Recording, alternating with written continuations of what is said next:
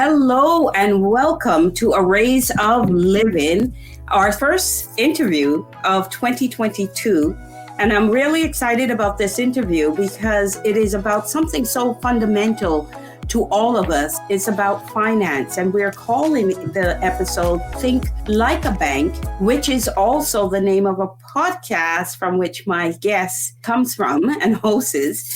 So let me first introduce that. I am Jenn Drakes.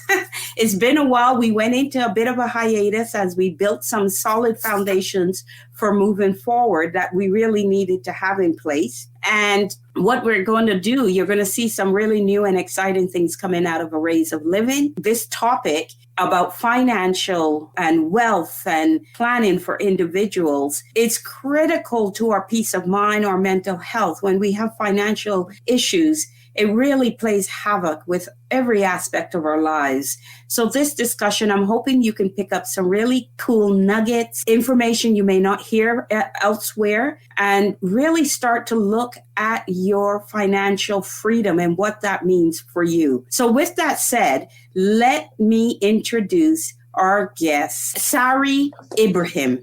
And he is a financial planner and member of the Bank on Yourself organization. He helps real estate investors, business owners, and full-time employees grow safe and predictable wealth. And he does that regardless of the market conditions, using a financial strategy that has been around for over 160 years. And I cannot wait to have this discussion. Sarry started this journey when he was in grad school, completing his MBA. So with that, I am going to pass it over to our guest to further introduce himself, this topic, and get it going. Sarry, welcome to the show. Jenn, thank you so much for having me on. I appreciate it. Oh, not a problem. Not a problem at all. Do you tell us a little how you started it in grad school? And I can't wait for this 160-year-old formula. So before we give that nugget away, though,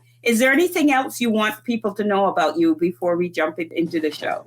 Yeah, you mentioned the podcast, Thinking Like a Bank podcast. We kind of made that show to provide more awareness about like how people could think like a bank by applying the same strategies and principles. So we bring on guests to talk about tax savings and talk about risk mitigation and all types of like financial aspects that you can apply to literally almost think like a bank. So yeah, and then we at the end we could give away a link to a free ebook, but we have to wait to the end to get that link. Okay, not a problem.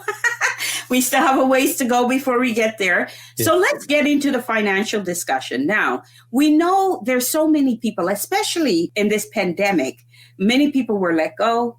Mm-hmm. A lot of people are jumping ship, what I call jumping ship. They're changing their direction and where they're going. A lot of people are trying entrepreneurship as an avenue. Some are staying with their jobs. Yeah. There's so much going on, and all of it at some point has an impact on finances. And what your formula is really for the individual to start taking hold of their wealth. And I don't care if it's 2 cents in the bank or $1 billion in the bank, it's still wealth. And how do you grow it? How do you sustain it? How do you get to where you want to go? So on that question, I'll let you jump in. Absolutely. Yeah. And you're right. So these strategies need to be applied regardless of how much money you actually have. So whether you are, millionaire or you're barely making it in your beginning of your business, you still need to apply the strategies, because the reason why is I work with a lot of clients and I see this a lot.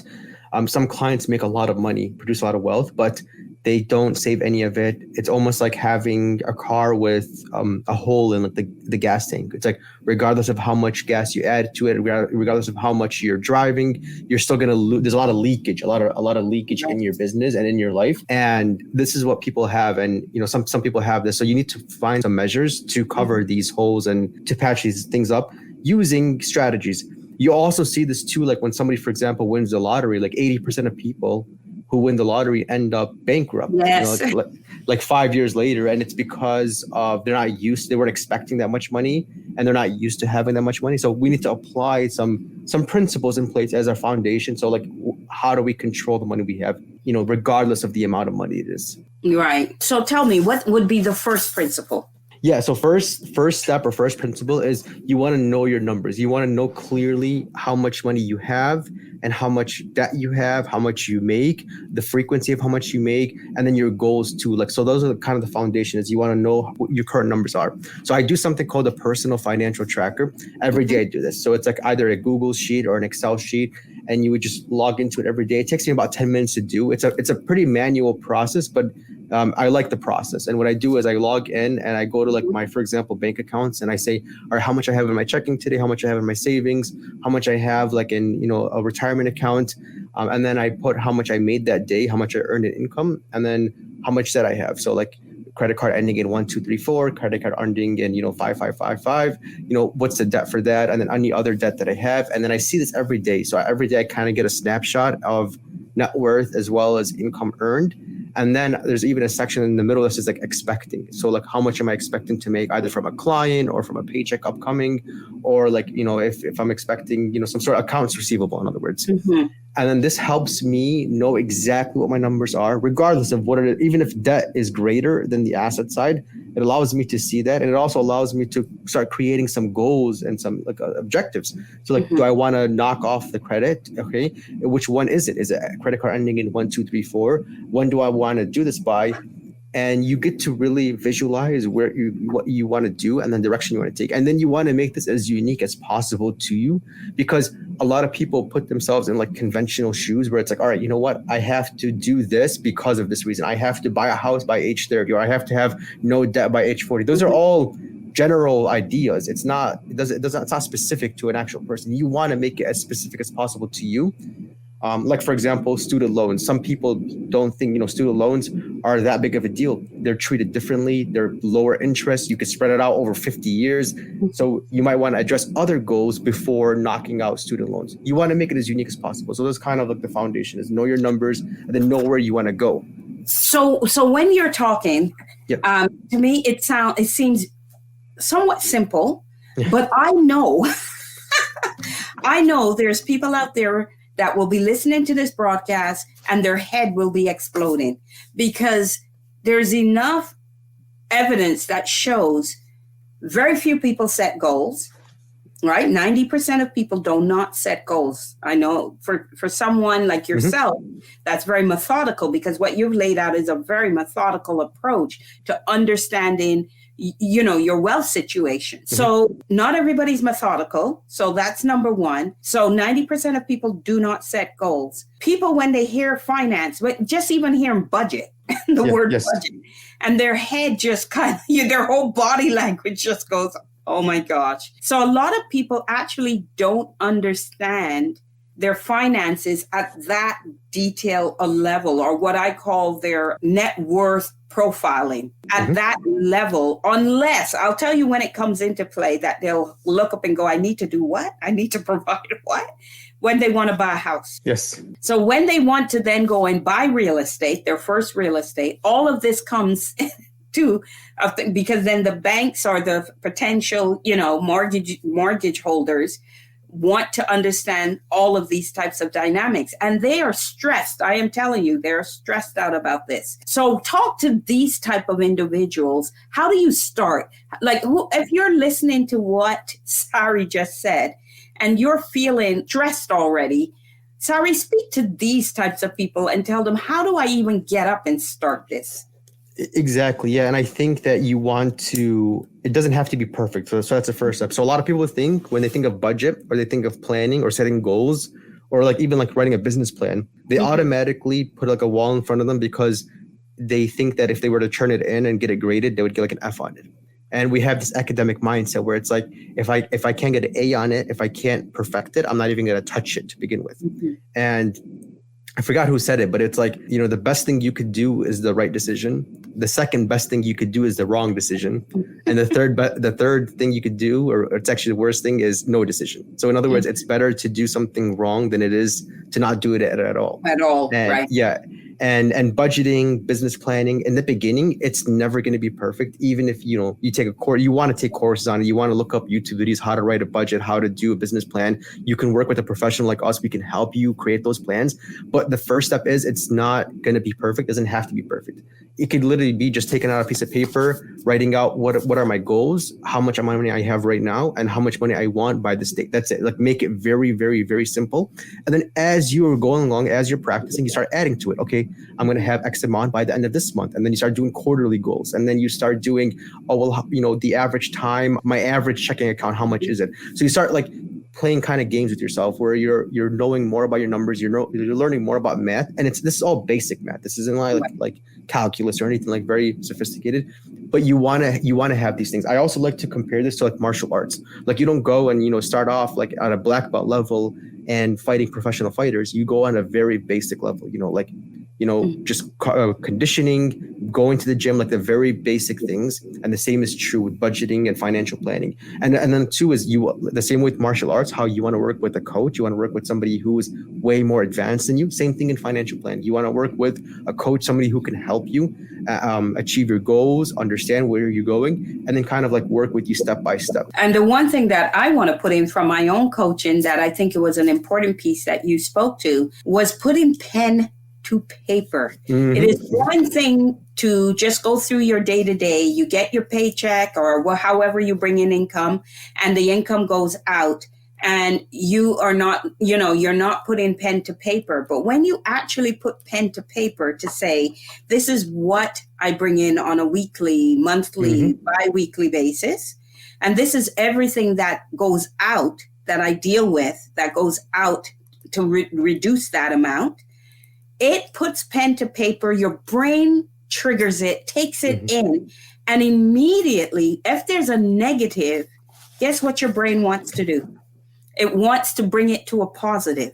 So just by doing the pen to paper and triggering it in the brain to actually recognize it and bring it into your conscious part of your brain, there is immediately a survival piece of us that we trigger that we then want to make more if it's negative. And that is going to motivate you to say, what do I need to do to bring in more income? So I just wanted to bring that piece on how that all kind of works, both from the financial, activities that need to take place and the personal development that needs to take place and will take place when you start doing something. So there you go. Yeah, absolutely, Jenn. I couldn't agree more. I love how you mentioned that. And this is something, like, for example, with the whole financial goals. And then if you're self-employed, you might think, all right, how do I blend this? Like you said, with personal development. Like, for example, if you own your own business, and let's just say your business relies on new clients. Well, how do you get these new clients? Let's say it's through the phone. So that means that the amount of people I contact every day, the amount of dials I make, the amount of people I reach out to is positively correlated with the amount of money that ends up in my bank. Not initially, not instantly, eventually leads to that. So like the amount of people you talk to leads to the amount of meetings you have. The amount of meetings you have leads to closing deals. Closing deals results in revenue in your bank account, which then results in profits and then other things like that. And then you could start thinking now, how you see your bank account, how do I make it grow? And then you start breaking down, you reverse engineer the steps. This is exactly what wealthy people do. Is they're not looking directly at their bank account as the last step. That's it. They're looking at it as the things that are happening behind it, and then their personal development. Like, how do we make these numbers grow? How do we connect it all together and make our own formula? And it has to be unique to you. It can't just be like, this is what this person does. You have to kind of understand your goals, what you're good at, and then blend it all together. And with practice and with professional help, you can kind of make it all come together.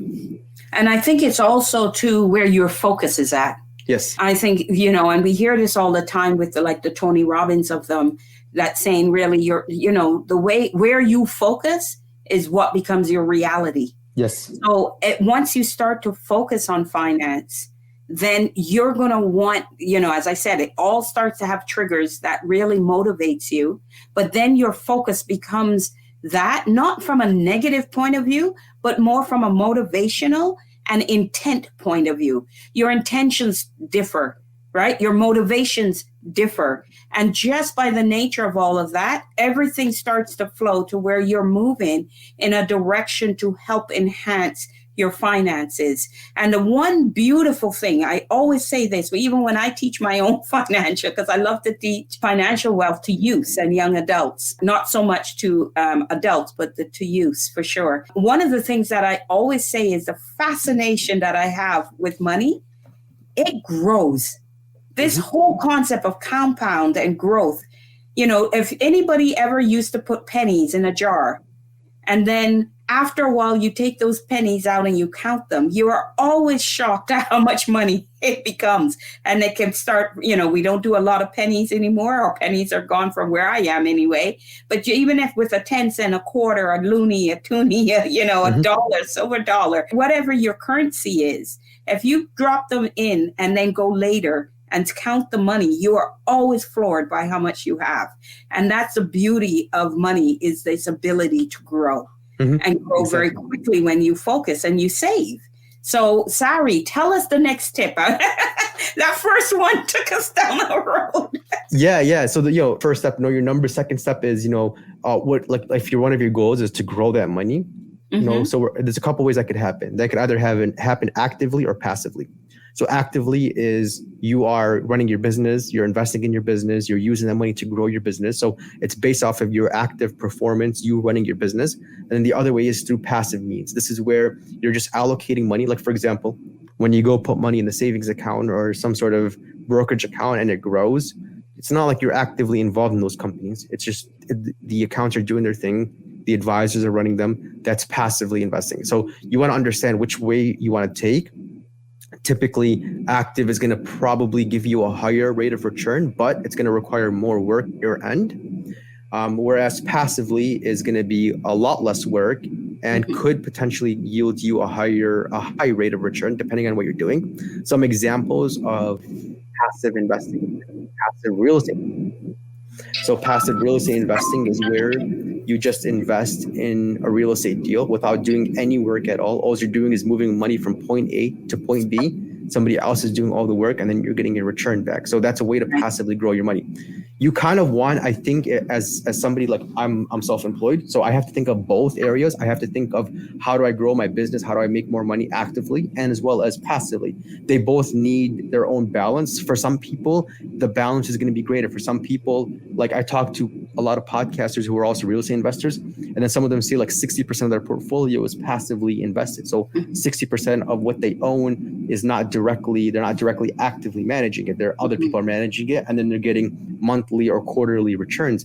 And then some people say that it's the other way around. 60 or 70% is active, and then 20 or 30% is going to be passive. There really are no hard rules or hard percentages. You kind of want to see what you're good at, what your skills are, how much money you have, how much money you want to make. All these kind of different things come into play. But yeah, so the second step is we want to grow this money now through active or passive means. I think that eventually everybody needs some sort of passive passage, because you don't always want to work for your money. You want your money to, like the saying goes, you want your money to work for you. That plus we have other factors working against us, like inflation, purchasing power, opportunity cost.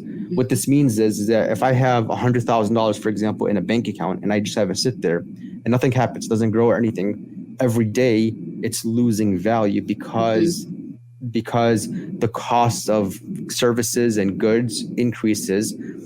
Typically on a longer spread, it's like 3% inflation. But since COVID, we've seen a much higher spike. People say like 5.8, 6% inflation. It doesn't mean that we're in a 6% inflation. It doesn't mean that inflation now is 6%. I think that's dramatic. I think that it's going to be overall, 2 or 3%. So you have to have your money outpace that, meaning grow greater than the inflation. So that way you keep your purchasing power.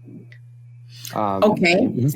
And like, again, that's a whole load, especially when you're seeing negative, right? If you're on the negative side of the first activity. Yes. First, how do you correct? And I know that as you grow and if you have assets, that there's ways to then get to real estate and all of that. But my touch points, especially with the young adults, is I'll never be able to afford a home. That's what I hear from the young adults.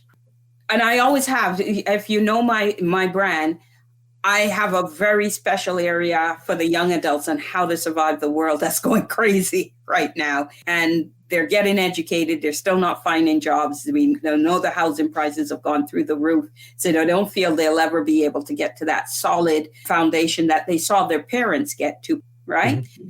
And then beyond that, to those that might be professionals doing well, but not doing as well as they thought, and all of that. So there's a whole gamut along that spectrum. But how do you even get to saving? And people are in credit card debt like never before. So how do you get out of that? Let's assume they've done what you said the first time, right?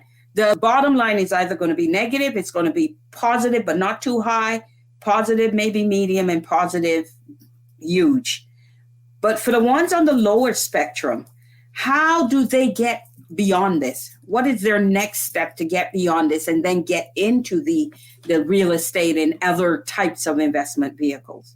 Absolutely. So you mentioned some people think they never will own a home or whatever the case is.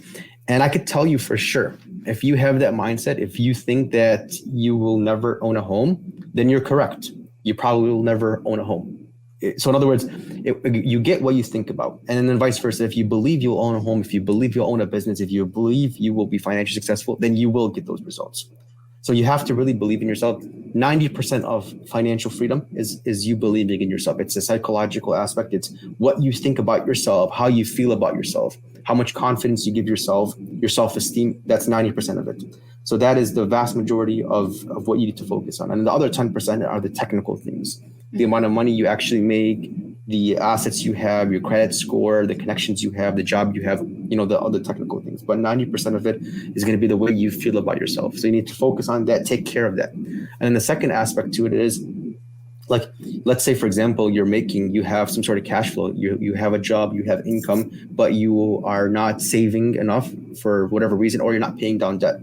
A lot of people think that they have to choose. Do I save my money, or do I pay down debt, or do I save for a business? It gets very confusing and very overwhelming. But there are strategic ways where you could do all those things at the same time, meaning that I'm going to just allocate money to one place, and then that one place is then going to fund the down payment on the house, use to pay down debt, use to start a business, or whatever the case is. And we do this through our strategy called the Bank on Yourself strategy. It was invented by Pamela Yellen, and it was initially introduced through her book, The Bank on Yourself Revolution.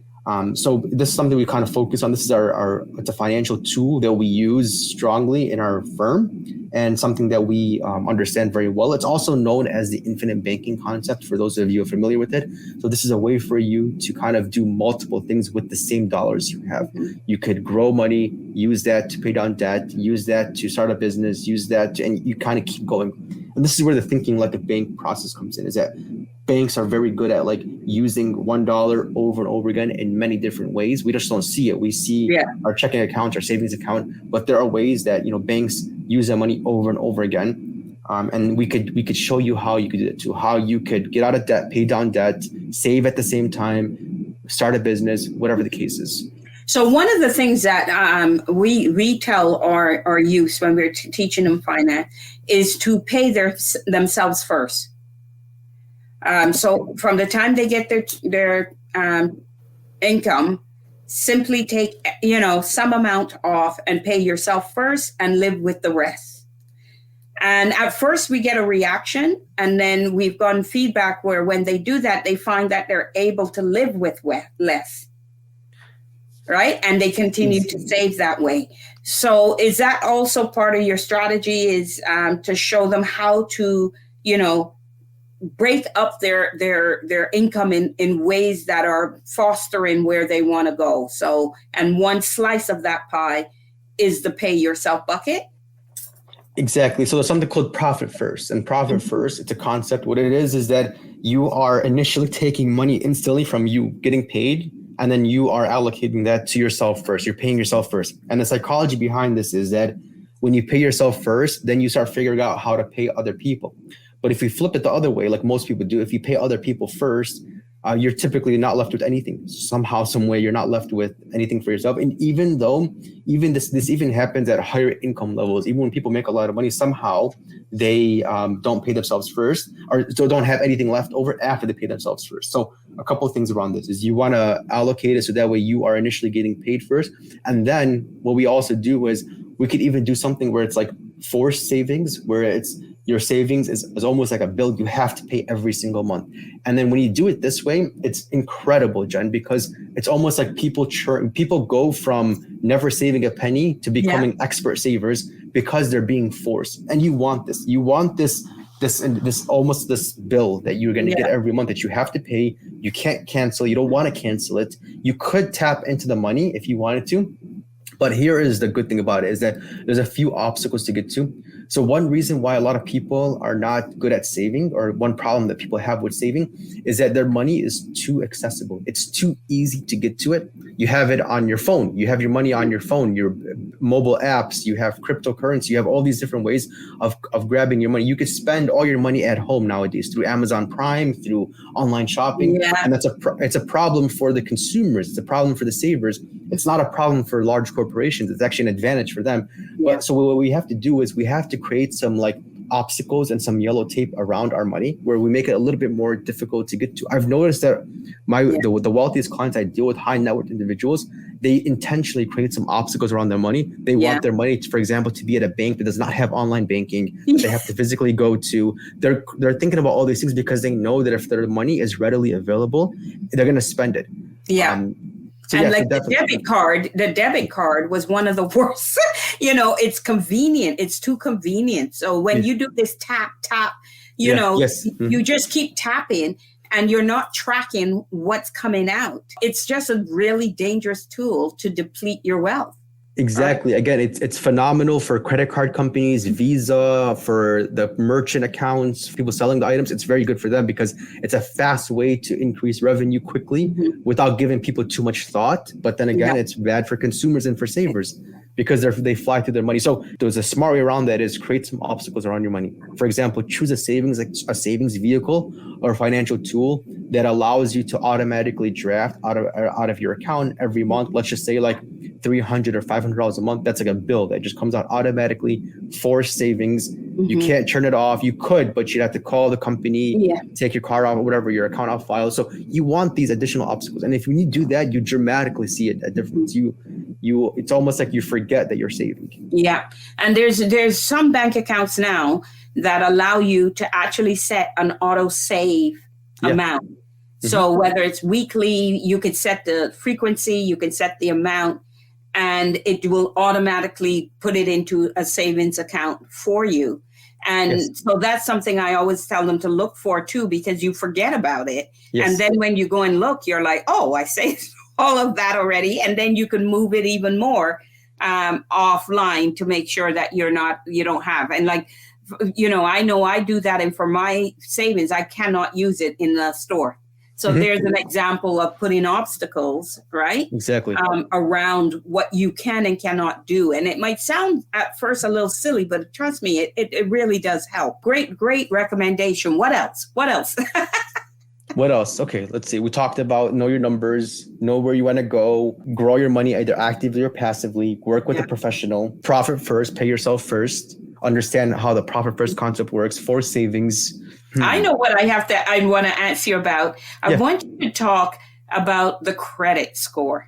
Yeah. Because I don't find a lot of people truly fully understands it. Some do, but not a lot. So maybe you can talk about the importance of a credit score overall, especially with the amount of credit card debt people have. So credit, obviously credit scores are a major part of how you live your life. It's correlated or connected with your livelihood, meaning that when you have a low credit score, you tend to struggle. Even jobs do credit scores, homes, almost every aspect of our society is built around a credit score. So it's definitely something you want to work on, improve. Now, here's the good thing too, is that if you have a low credit score, it's not the end of the world.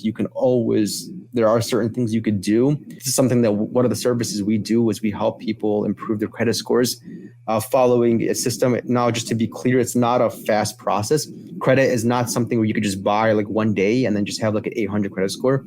It's something that you have to work on. You have to improve it. And it's just like anything else. It's like working out. It's like martial arts. It's whatever. You're not going to be a professional fighter in one day. You have to work on it. You have to train. You have to have a coach. Same thing with credit scores. You have to work on it. But at the same time, it's worth it. Even if it's going to take you 1 or 2 years to improve your credit score, it's going to be worth it because you could do so much more. You could borrow money. Now, here's the second part. And thanks for asking about the credit score, is that it leads into a new concept or new thing that I forgot to mention that you reminded me of.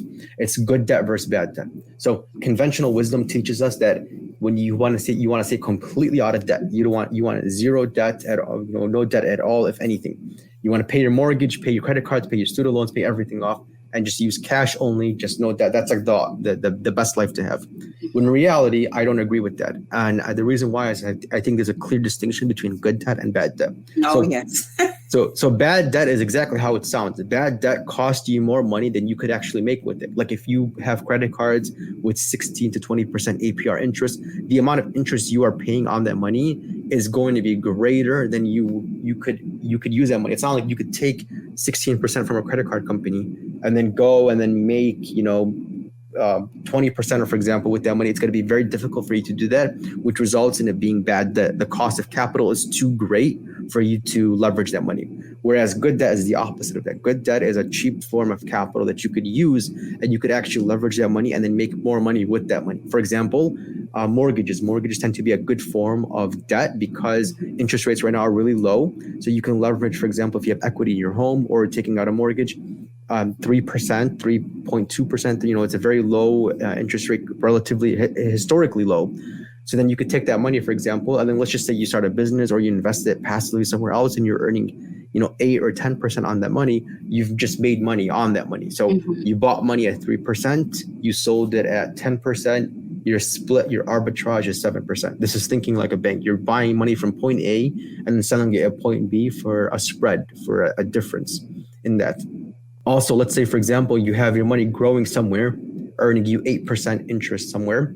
And then you have two options. You could buy a house cash or you could take out a mortgage.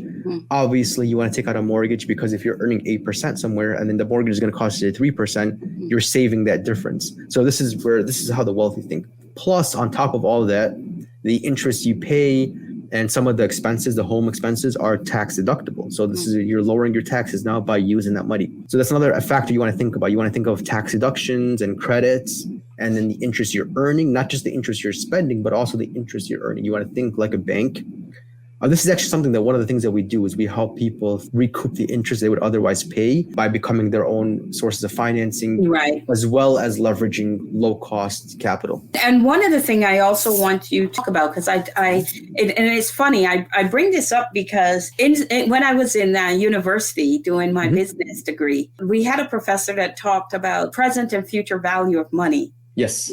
And then I didn't get it. I honestly, in school, I heard it. I looked at it and thought, what are you talking about? Oh my gosh, if I had to see that professor now, I think it was the most valuable thing that was taught to us over and above economics.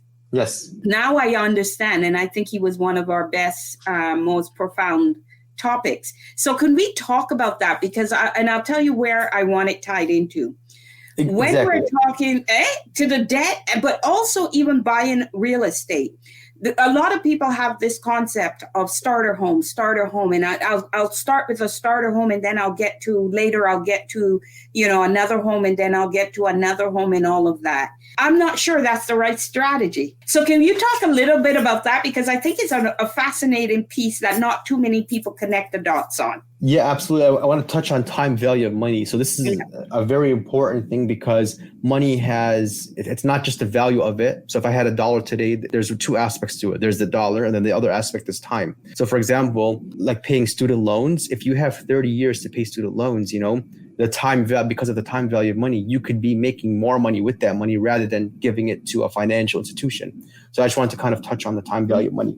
And then with real estate, real estate investing, it's definitely something that it's one of our core principles of our podcast as well as our company. And then, yeah, definitely, like you mentioned, starter home and different things. I think that it's definitely a great idea. It's a great way to invest your money in real estate because of the time of growing the money. I hope that makes sense. So in other words, the time value of money with real estate, if you hold it, like you said, definitely yields you a much higher return in the future. Yeah. So, and we're going to wrap up soon, but what is your biggest message that you want the audience to really get from this discussion, which I think it has so much that they're going to have to probably watch it more than once to kind of taint out, but I think it's taking them in the right direction. So what is your biggest message to our audience that you really want them to hone in on?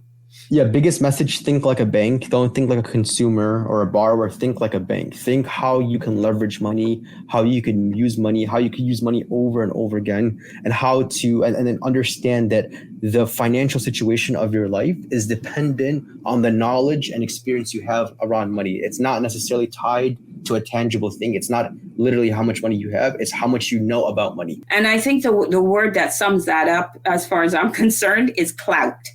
Mm-hmm. So if you are managing your finances and you're building wealth and you start to see the fruits of your labor, you are also building clout. And what I mean by that is your ability. You will find the conversations at the bank level changes. The conversations, from a real estate or anything else also changes.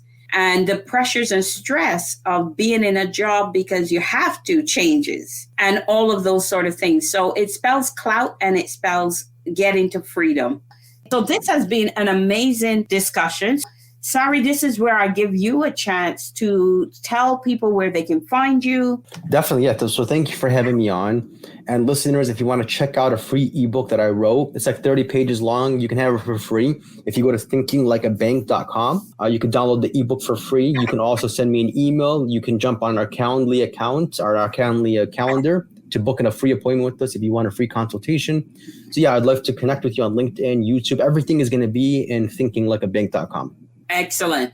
So the podcast is also called the same name and everything. So yes. Sarry, thank you so much for joining us and speaking to our audience. I think there's a wealth of information. One thing new with the show is if you like what Sarry is saying and you want to have him back, please let us know in the comments. Definitely make sure. That's one thing that we want to find out from our audience is who they're liking so we can have more discussions. Sarry, thank you once again. And we're enthused and just looking forward to more episodes. Thank you. Bye and have a wonderful, wonderful day.